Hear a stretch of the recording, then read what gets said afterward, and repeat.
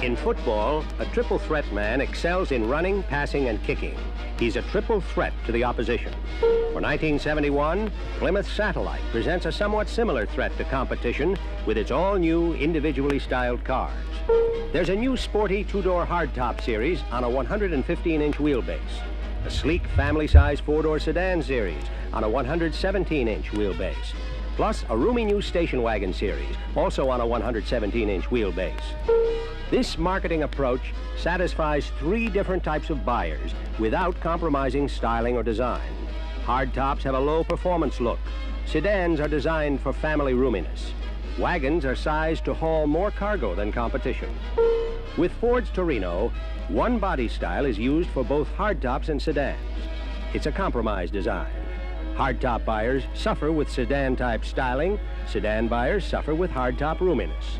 Both have a 117-inch wheelbase. Torino also offers a station wagon, but it's built on a smaller 114-inch wheelbase, 3 inches shorter than Satellite's.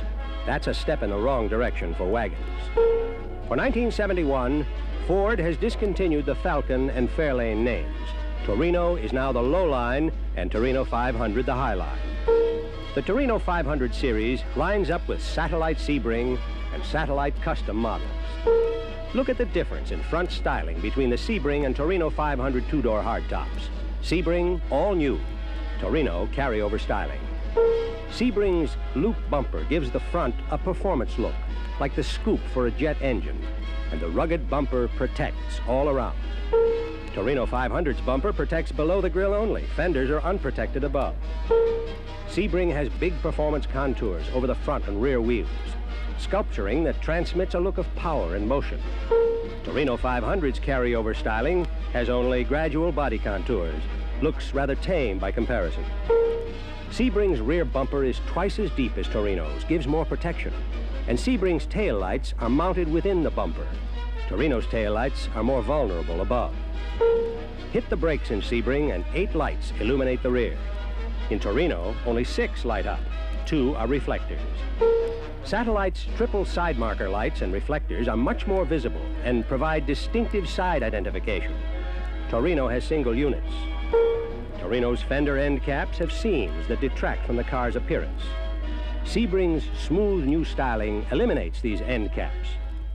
Satellite's recessed door handles lift to open and have a smooth styling appearance. They also contribute to safety by not projecting out from the car. To lock Sebring's door, you merely depress the inside door push button and close the door. A warning buzzer reminds you to remove the ignition key first. To lock Torino's door, you have to depress the inside button, then push and hold the outside button while closing the door. Sebring's sporty armrests are molded into the door trim panels, a smoothly contoured design. Torino's design is more like you'd expect on a sedan than a hardtop. Look at the rich wood-grain trim on Sebring's instrument panel, and how plain the Torino 500 panel looks by comparison. Sebring's cluster design is superior because it groups all instruments and controls within the cluster. On Torino, headlight and wiper controls and the radio are spread out beneath the cluster, and there's no alternator gauge. Look how Sebring's ashtray conceals the cigarette lighter when it's closed. No protruding knob, like you see in Torino. Sebring's rotary glove box latch is easy to use, and it keeps the door closed. Torino has a push-button latch that's less positive. Glove box doors that pop open can be annoying. Anyone in the front seat can reach both of Satellite's vent controls at the center of the panel. Torino's right vent control is out of the driver's reach. Satellite's new low-profile head restraints curve down at the back, giving protection to rear seat occupants. Torino's squared-off head restraints leave a gap above the seat back that exposes the support shaft to rear passengers. Sebring's rear seat comfort advantage shows up in the height of the seat back, gives you several inches more back support than you get in Torino. Sebring has more headroom, more legroom, and more shoulder room than Torino, for both front and rear seats. Torino's only advantage is in hip room. Getting into Sebring's rear seat is easier, too, because it takes only one hand to release the push button and fold the seat back down. In Torino, You reach down with one hand to release the lever and reach up with the other hand to fold the seat back. Rather awkward. Here's an angle that's revealing. Shows how Sebring's door gives you 9 inches more entrance room than Torino's.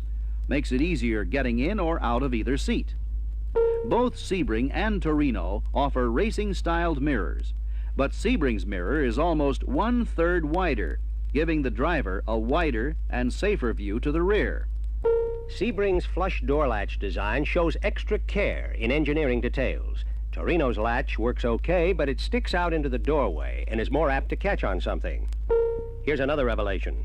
Torino still uses the gas tank for the floor of the trunk. This carryover from Falcon has been much criticized by consumer magazines for being unsafe. Satellite's electronic voltage regulator is an engineering advance that's standard on every model. There are no moving parts to fail. It eliminates 95% of the problems encountered with mechanical regulators like Torino uses. High steel towers that cover Torino's coil springs and shock absorbers tend to crowd the engine compartment. It's more difficult to change spark plugs and service the engine. Satellite's torsion bar springs and shock absorbers require less space, so there's more room for engine servicing. Whether you buy a Satellite 6 or a Torino 6, you get an engine with 145 horsepower. It's a standoff. With standard V8s, it's a different story. Satellite, 230 horsepower, Torino, 210 horsepower. Both use regular gas. Satellite offers 2 optional regular gas V8 engines, one with 275 horsepower, the other with 300. Torino offers one, rated at 240 horsepower. Satellite easily wins the power with economy battle and its low pollution benefits. Each car offers maximum performance engines too. Satellite engines are rated at 275, 370, 385, and 425 gross horsepower. Torino has one engine rated at 285 and 2 at 370. Again, Satellite has 2 performance engines rated higher than anything Torino offers. All Satellites with torque flight and a console get this slapstick performance shifter. It has shift gates that let the driver shift through the gears without visually checking the shifter. Torino Select-O-Matic has no shift gates, so you've got to watch what you're doing. Satellite brakes have 43% more brake lining than Torino's. A real big advantage. The extra lining provides more gripping surface, reduces heat buildup. All Satellites with a standard 318 V8, except the low-priced coupe, have F78 tires. This means they put a ½ inch more rubber on the road than the E78 tires you get with Torino's standard V8, and that means more traction. What's more, Satellite's rear track, that's the important driving wheels, is 2 inches wider than Torino's, and that means better roadability and traction. For all-around ride, comfort, and handling control, Satellite's torsion bar leaf spring suspension is rated tops. It's more responsive in turns, more stable on turnpikes, and smoother over rough roads than the coil leaf suspension used on Torino. When it comes to maneuverability, you'll find that Satellite turns in a 2-foot smaller circle than Torino, enough to keep you from going over the curb on a narrow street turnaround. For power steering, Torino still uses an add-on power booster in the steering linkage. Hoses and linkage are exposed to the road below. With extra care in engineering, Satellite gets a compact integral power unit that's on the steering gear above. Hoses and connectors are more protected. For wagon buyers, Satellite offers the biggest wagon in this price class. Satellite's cargo compartment is 5.9 inches wider and 7.8 inches longer than Torino's. Yes, it's the all-new Satellite, not Torino, that gives you all-new styling and more luxurious interiors for 1971. It's the all-new Satellite that gives you more interior roominess, more comfortable seat backs, and curved low-profile head restraints. The all-new Satellite leads the way in engineering with the electronic regulator, a more powerful standard V8, and more powerful optional V8s that burn regular gas. The all-new Satellite is ahead of Torino with bigger brakes, a slapstick shifter, torsion bar suspension, and maneuverability that lets you turn in a 2-foot smaller circle. Add to that Satellite's triple threat, a series of sporty 115-inch wheelbase hardtops, a series of roomy 117-inch wheelbase sedans, and the newest station wagon and biggest hauler in the mid-size class. And it's easy to see why Satellite comes through for mid-size car buyers in 1971.